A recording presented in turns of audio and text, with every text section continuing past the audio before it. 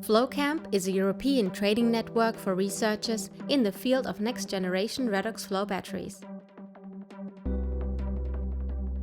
It consists of the work of 15 PhD students on 3 different redox flow battery systems: organic flow batteries, zinc air, and hydrogen bromine.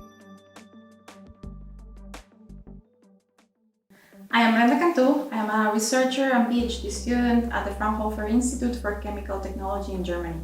I am working in the cell characterization and scale-up of a hydrogen-bromine redox flow battery. High-power redox flow batteries have the potential to be used in high-power applications, like peak shaving applications of motors with starters. For example, in heavy industry or ovens with fast heat demand, where conventional redox flow batteries might have a problem today.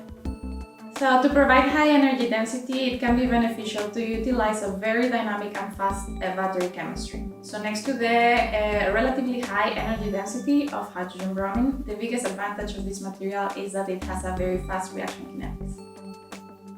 I am specifically studying bromine crossover across the separator in the battery.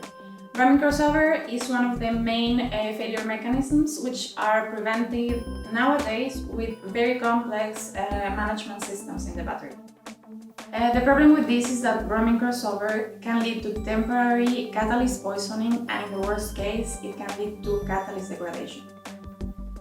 A better understanding of how crossover occurs will lead to new crossover mitigation strategies and also make battery management systems so much easier and more cost-effective in the future.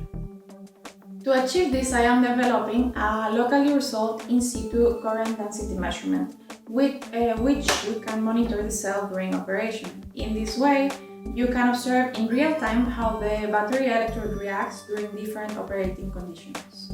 The advantage of this is that with this technique, we can resolve crossover locally during operation.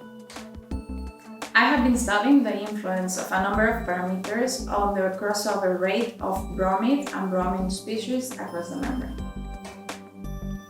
So if we manage to get a better understanding of the mechanisms driving this, it could be possible to develop mitigation strategies that would extend the lifetime of the battery.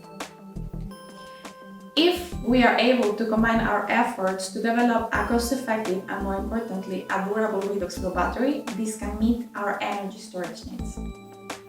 I will continue to study the crossover behavior on the different charge and discharge conditions, and I will start to test the printed circuit board for the in situ localized current density measurements which I designed.